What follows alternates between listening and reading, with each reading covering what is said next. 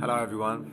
Now this is a quick commentary on the Wiley and Stormzy war, which almost seems like it was a long time ago, but I thought I'd just reflect because I know I said in my first video, leave those kids alone. No, anyway, listen, yeah. Wiley versus Stormzy, yeah. Stormzy, I saw you go on US radio talking about how like you took the W and stuff, yeah. And I got the W, I won it, and... But what did you win though? Like, what did you actually win? I think that's a fair point. Now, from the video that I did before, I think we were up to about like Stormzy's second dub, which was all he did, essentially. That was it. 2 dubs and then out. Wiley responded. Got a bit of a lackluster response, but I actually felt like the dub wasn't really so bad. I don't think the beat really did him any favors because it didn't really allow him to attack the like song with like the kind of venom that he could have perhaps. But so the war's over, and the way I see it, like Wiley had the more impactful bars in the war.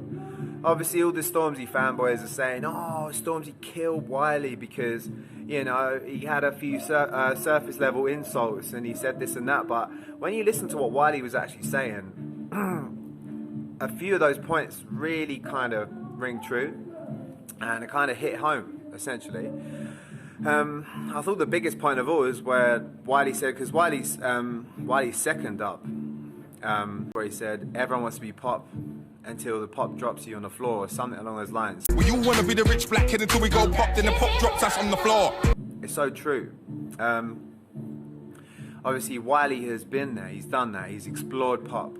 And ultimately, what is pop music going to do for you?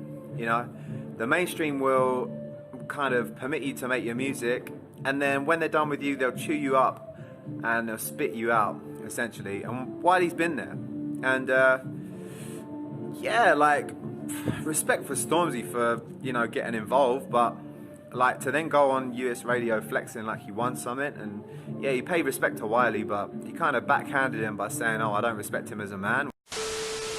As a musician and as the person who started the genre and allowed me to have a career, 100%. As a man who, like, do you know what I mean? And your morals, and in terms of like, I'm 26 years old, you're 40 plus, and do you know what I mean? I'm just a kid who's kind of holding you in high regard, and you've decided. So as a man, maybe not. Which is a bit of a cheap move, but I just want to say, all in all, I feel like it's pretty even. I'd say probably, and it's not even, it's a totally objective perspective. I'd say that Wiley is the overall victor, because if you look at what happened afterwards, Stormzy dipped back into grime for a little bit, you know, dropped those disses, and then he fucked off to America. Yeah, and what did Wiley do after that? Wiley, he dropped his disses, they were met with whatever reactions from the public, and what did he do after that? He dropped a grime record, he worked with D-Double, and he continued on that grind. So I feel like what he did for grime music, Wiley, and also Stormzy as well, because obviously pay credit to Stormzy for what he did, but I just feel like there's some very biased opinions online, and just wanted to put a bit of objective commentary out there and stay true to my word when I said about how there'll be a part 2 on this. But really, it's not really a coverage of any more lyrics or songs, because it did practically end. As I say, there was one more diss track, and that was Wiley's. So yeah, obviously Stormzy didn't feel the need to respond to the last one, went off to America, that was that. So I feel like it might have even been part of the rollout for Stormzy, in the sense of like Stormzy promoting his tour, going to America. Obviously in America, like, they love the rap feuds and the beefs there, so he can go there and say, "Oh, I was engaged in a rap battle with the godfather of grime." Obviously it looks good for him, right? So always question people's intentions. People can say it was pure and for the sport, but I'm not sure.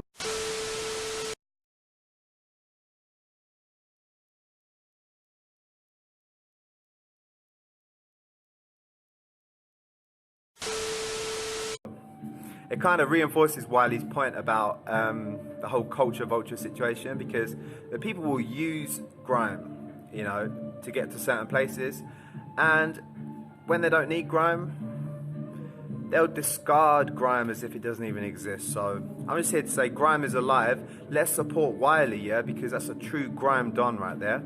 And pay some respect to Stormzy as well, but let's just look at things objectively and not get caught up in the hysteria and the social media and everything. And I suppose if you're a bit older and you have a different perspective, then that can change things too. So anyway, there's going to be a lot more good videos to come. I just wanted to get this one off my chest. Grime is alive, yeah? Always and forever. Channel's growing a lot as well. I'm really grateful. Oh, there's one final honourable mention. Special shout out again to Cadell. And also to the guy I've seen in the comments where someone keeps talking about like, oh, who won between Wiley and Stormzy, and they say Cadell every time. Like, I rate that comment highly. So anyway, keep it locked to Grime is MC, Grime is Alive FM, yeah? Peace. Which I just jacked from Jeremy.